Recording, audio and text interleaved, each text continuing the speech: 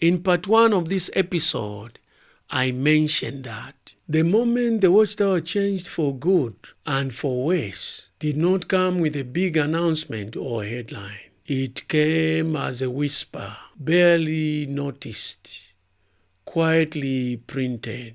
But that moment, it's killing the Watchtower society, slowly but surely. In this video, we'll tell you what that moment was and the implications of that moment. November 1, 1995, a single Watchtower magazine issue changed everything for Jehovah's Witnesses. Buried within it was a quiet doctrinal reversal that redefined a generation. And for millions of believers, it redefined reality. Over 80 years, the Watchtower Society has taught that the world will come to an end before the generation alive in 1914 passed away. And the Watchtower under consideration today was entitled, "Your Deliverance is Getting Near." And that's the theme from which our date text and comments were taken. And I'm sure you, like me, rejoice in the hope. You rejoice to think about the blessings that will come right after the Great Tribulation and Armageddon. How encouraging to know that the world, which to many seems out of control, is soon nearing its end. The grand finale is close. How close? Well, we all recall the stirring concluding talk at this year's regional convention. It summed it up in one word: imminent. The day and the hour for the judgment against this system of things has been on Jehovah's calendar for years. It's established. And as Habakkuk's prophecy indicates, there is a rushing toward that day. In the Watchtower's own dramatization series, Apply Bible Principles, this theme of fading agency resurfaces. In episode 2, a young witness, Tulani, rushes back to the faith during the pandemic, convinced the end was close. I knew it was the truth. I just wanted more.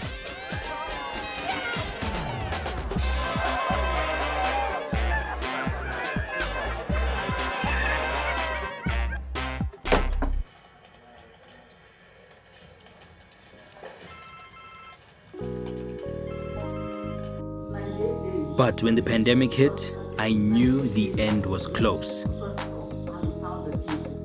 I started studying again and got baptized just in time.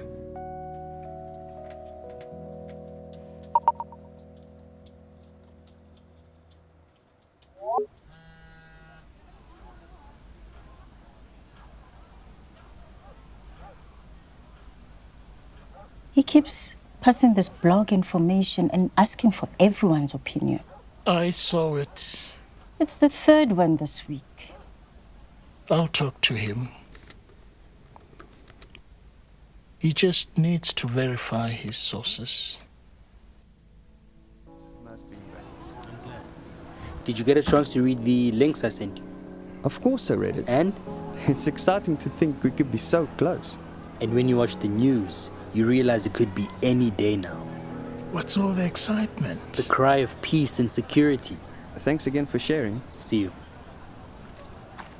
Tulani, remember Jesus said, no one knows the day or hour. But he said we should keep on the watch. I think it's great you keeping the end close in mind. Because of you and Linda. Both of you have shown me how close we really are. I have to take this quickly, but I'll see you on Friday. But his zeal was met with caution. Older members, James and Linda, his mentors, who took care of him doctrinally, theologically, and spiritually since the parents left the faith, gently warned him against attaching his faith to timeline. I saw what was happening in the world, and you both helped me put it all together.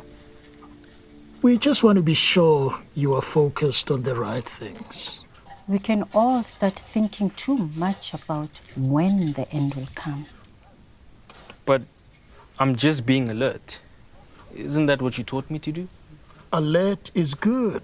And if the end is really so far off, why did I need to change my life now?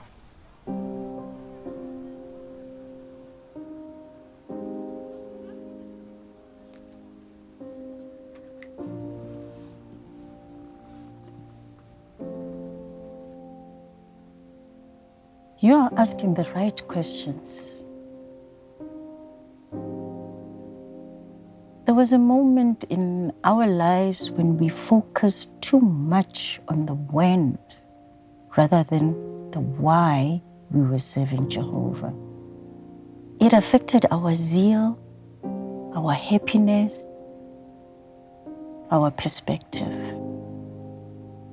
And we'd never want that for you. If this video is resonating with you, kindly do me a favor. Like, subscribe, and smash the notice bell so that this message can be spread to more people.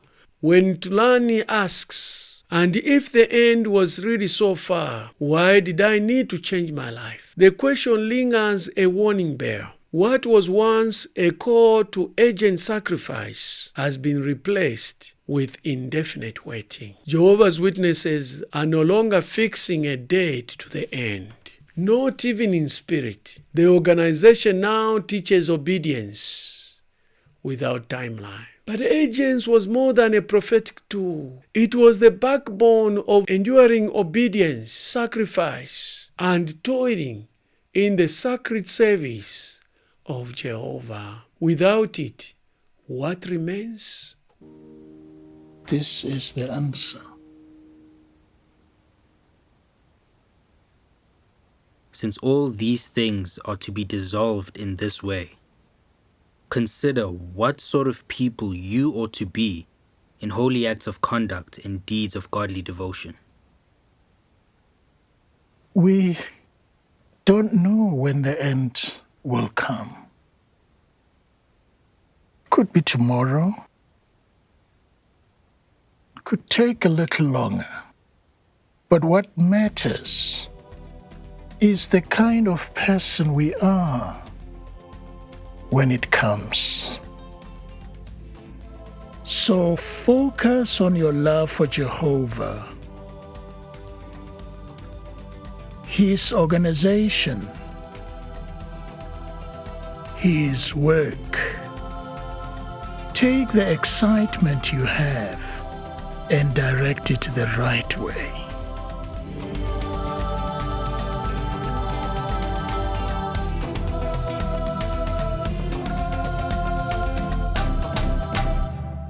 Was this shift a cause of the Watchtower decline or the result of it? Perhaps both. A movement fueled by certainty can't thrive on ambiguity. Let's look at the price of postponing hope. The emotional cost of these changes cannot be overstated. Dr. Marlene Winner, a religious trauma expert, says many ex-believers feel rage. They gave up their lives for a lie. They feel betrayed. Let's look at a statistic. Only 37% of those raised as Jehovah's Witnesses remain in the faith as adults. Pew Research Center. Between 2011 and 2020, 1.5 million people left the organization beyond natural deaths. Source, jwfacts.com.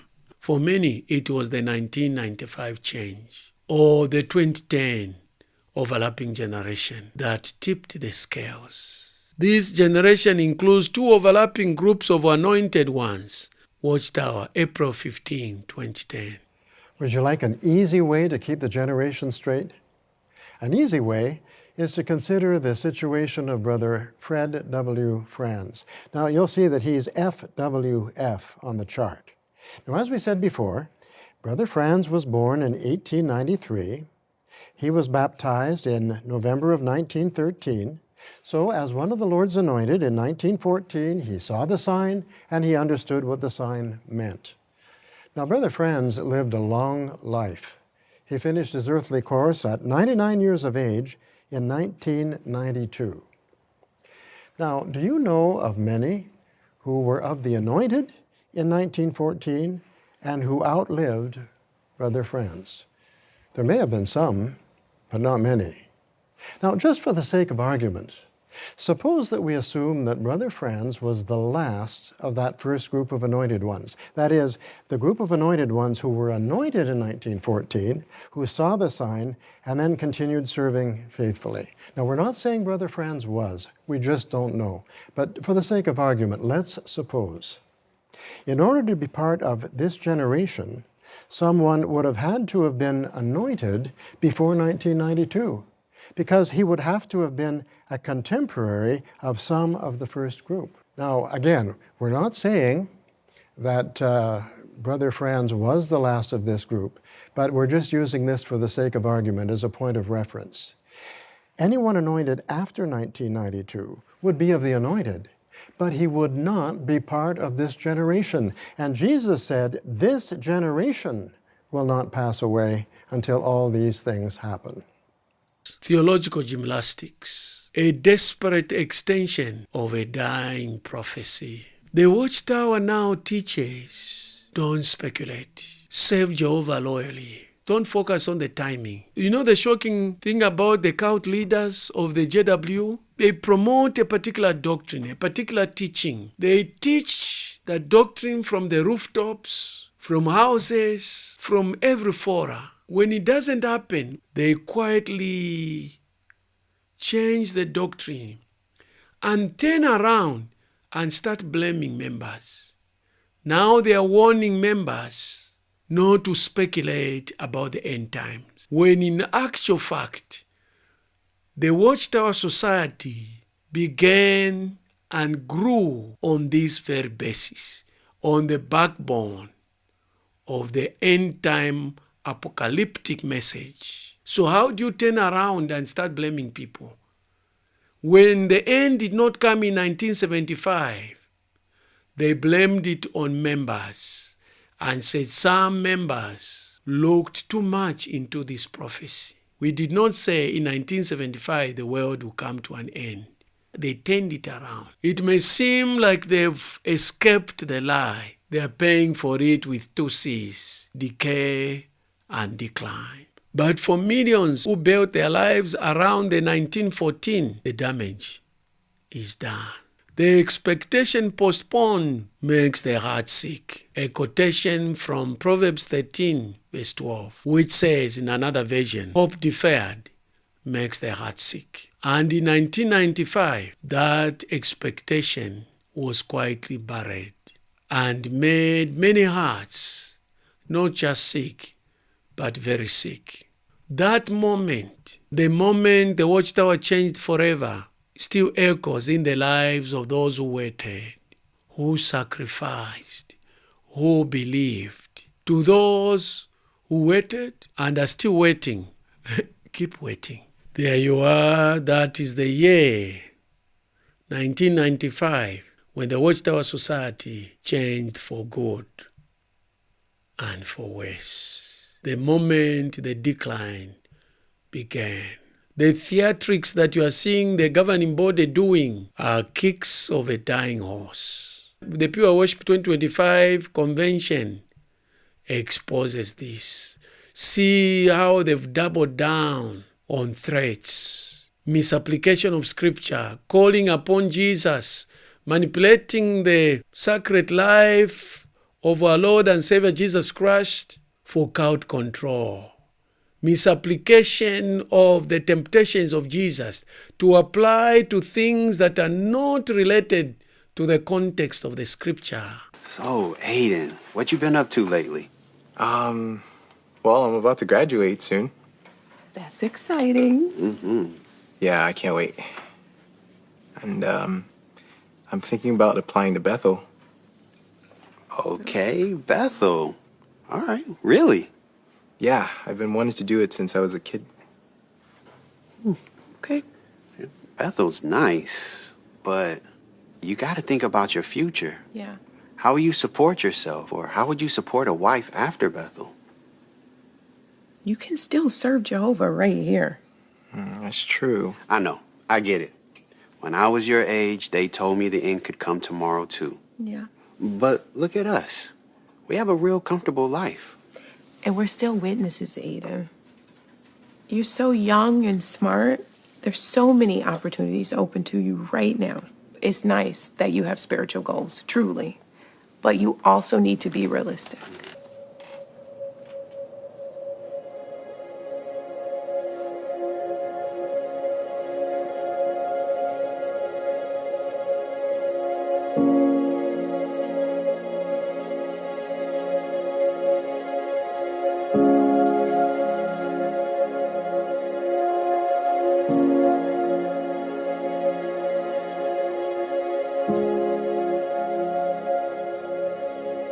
Satan has always done this.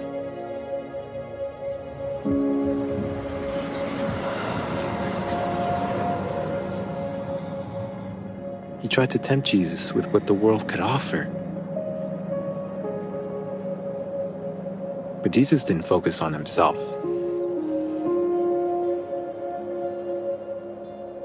He focused on Jehovah and doing his will. That's what I'm gonna do.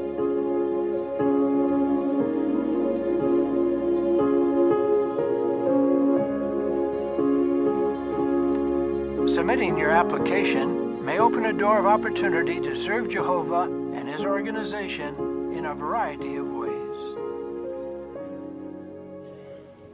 The end indeed is imminent, not of the world, but of the Jehovah's Witnesses. Do you agree with my assertion in this video? I know you do. So because you do me one favor. Like, subscribe, and smash the notice bell so that this message can be spread to more people. Perhaps, and just perhaps, some people may jump out of this Watchtower liner, a sinking ship. And most importantly, you and I will prevent more people from jumping into this sinking ship. There you are. This marks the end of the series, the moment the Watchtower changed. To watch other episodes of the series, click on this link. To watch other videos dealing with the four of the Jehovah's Witnesses, click on this link.